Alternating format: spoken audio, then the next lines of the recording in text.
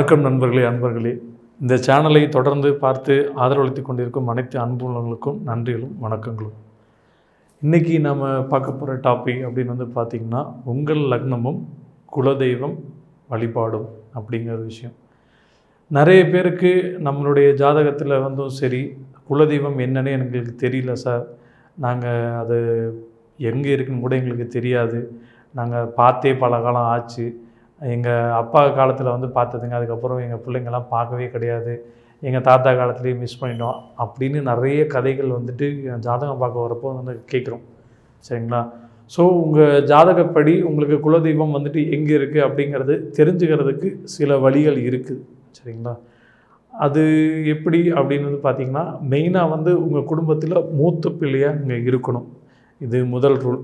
சரிங்களா?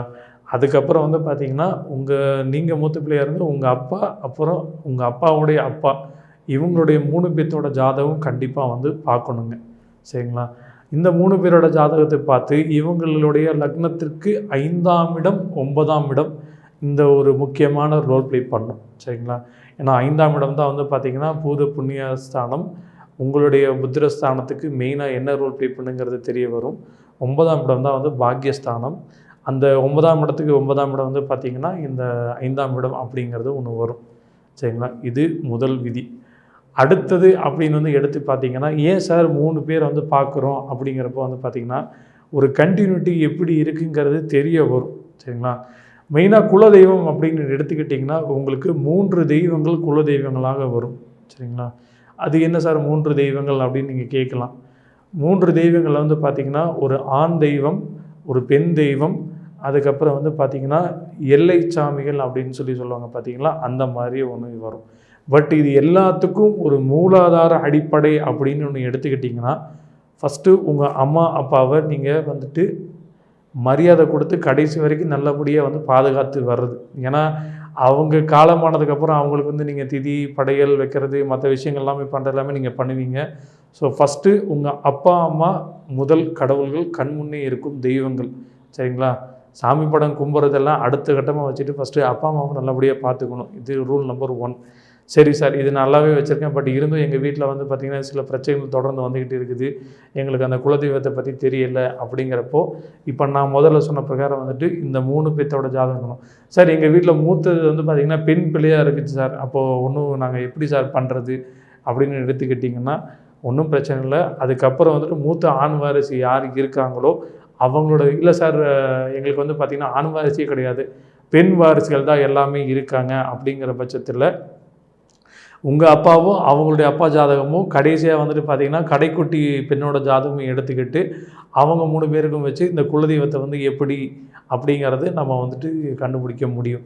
மெயினாக பார்த்திங்கன்னா உங்களுக்கு எல்லாருமே நீங்கள் இப்போதைக்கு வழிபட்டுக்கிட்டு இருக்க எல்லா தெய்வம் பார்த்திங்கன்னா இஷ்ட தெய்வத்தை தான் நீங்கள் வழிபட்டுருப்பீங்க. அதாவது முருகனாகட்டும், பெருமாளாகட்டும், இல்லாட்டி பார்த்திங்கன்னா சிவனாகட்டும், இல்லை வேறு ஏதாவது ஒரு அம்மன் கோவிலாக இருக்கட்டும், எல்லாமே பார்த்திங்கன்னா ஒரு பொதுவான வழிபாடு தான் நீங்கள் பண்ணிகிட்ருப்பீங்க. சரிங்களா? இதை நீங்கள் ரியலைசேஷன் பண்ணுறதுக்குன்னு ஒரு குறிப்பிட்ட தசாபுத்தி உங்களுக்கு வரும்போது தான் உங்களுக்கு அந்த குலதெய்வத்தின் மேலேயே பார்த்திங்கன்னா ஒரு இன்ட்ரெஸ்ட்டுங்கிறதே உங்களுக்கு க்ரியேட் ஆக ஆரம்பிக்கும். இது கொஞ்சம் பார்த்திங்கன்னா ஒரு டிஃப்ரெண்ட்டான சப்ஜெக்ட்டு, கொஞ்சம் லாங்காக போகும். அடுத்தடுத்த பகுதியில் நம்ம பார்க்கலாம் இது என்னென்னு. நீங்கள் மெயினாக உங்கள் குலதெய்வம் என்னங்கிறது உங்களுக்கு நீங்கள் தெரியுமா அப்படின்னு பார்த்தீங்கன்னா, மெயினாக எல்லை சாமியாக வர சாமிகள் பார்த்திங்கன்னா நீங்கள் ஊருக்கு வெளியில் இருக்கும் சில கோயில்கள் பார்த்திங்கன்னா கவனிச்சிருப்பீங்க.